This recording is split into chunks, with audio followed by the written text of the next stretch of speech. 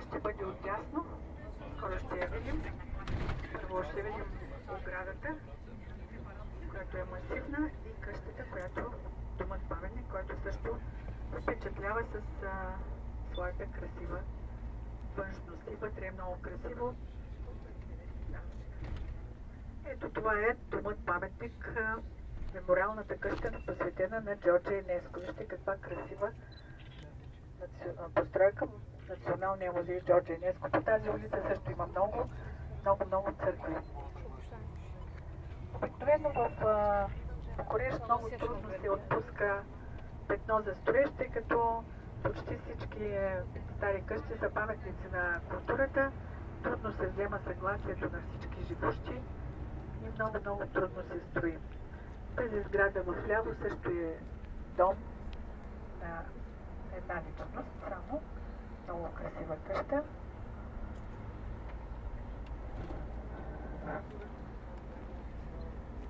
Вдясно също се намира едно от отделенията на Румънската академия на науките, иначе тя се намира близо до двореца Чаушеску. Вдясно също е домът на архитектите. Това е много красива сграда на 3 етажа, подарена от един богат румънец на Съюза на архитектите. Вдясно музея на колекционерите. Интересно, хора, които са пътували до най-различни места в целия свят, са дарили свои вещи и така се е оформирал музеят на колекционерите. Доста от музеите в Букурещ са в ремонт. Тук има много красиви стари къщи, но има и някои нови постройки. Тук в ляво се намират 2 заведения, които са собственост на българи. Едното е пиано-бар, а другото е един много интересен ресторант Болчик. Румънците много обичат Кралица Мария. И ще видим филхармонията Джорджа Енеско. Значи след 1956 година, когато умира големия композитор Джорджа Енеско, филхармонията започва да носи неговото име.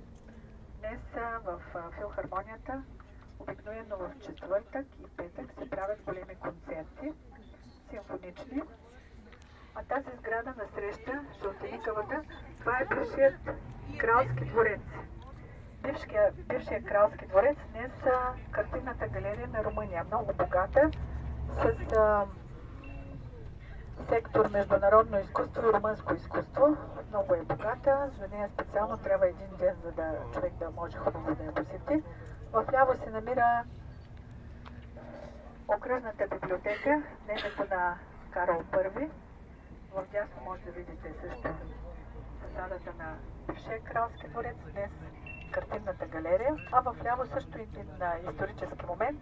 Тук се е помещавал Централния комитет, тук е бил Централния комитет на партията, от тук Чаушеску е бил арестуван и той е успял в първи момент да избяга с хеликоптер. Днес тук се помещават 3 министерства. В дясно е църквата от 13 век.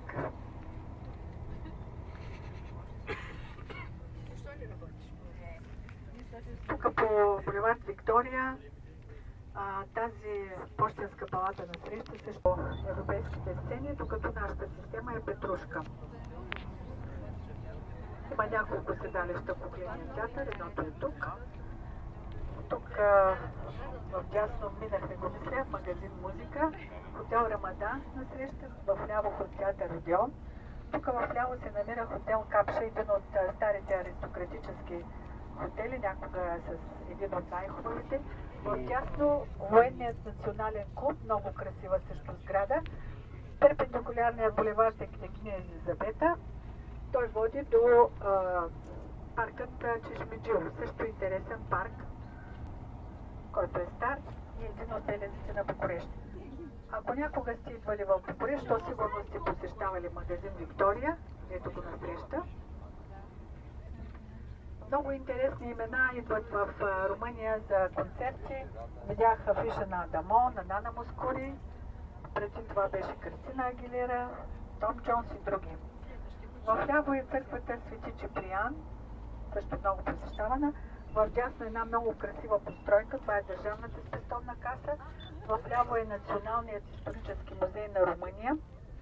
тук се намира стъкленицата с сърцето на кралица Мария, която много я обичала Балчик, даже искала там да бъде погребана.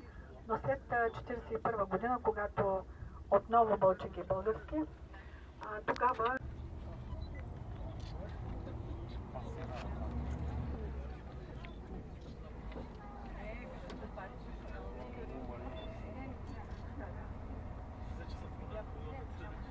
днеска наистина е по-спокойно съботния ден, иначе щяхме да попаднем в големи задръствания. Тези кръстостройки в дясно, това е една от общините в една от кметствата на Букурещ, от 6 кметства. А малко по-надолу в дясно, тези също красиви постройки, това са съдилища на Букурещ. Районни съдилища. Сега вече ще може да се открои, ще видите, ще се открои пред нас двореца на Чаушеску. Ние ще спрем за малко в едно удобно място, ще видим къде точно ще паркираме, за да ви кажа няколко думи за двореца на Чаушеску. Той не е включен в посещение, само ще може да се снимаме пред него и да ви кажа няколко думи. Двореца на Чаушеску е идея на самия Чаушеску. При едно посещение в Корея той видял нещо подобно и решил да направи много по-голям дворец да издигне. Обявяват конкурс, който го спечелва младата тогава архитектка Анка Петреско на 26 години. Тя представя най-обемен разгърнат план. Започва построяването на двореца през 1984 година. В продължение на 5 години той се строи. Участват 700 архитекти, 22 000 работници, които работят на 3 смени. Включително са работили тук и затворници. Чаушеску много се е намесвал в преките изпълнения на двореца. Някъде се е налагал да се съборят отново, да се построят стълби или някъде е казал тази сграда от такава да стане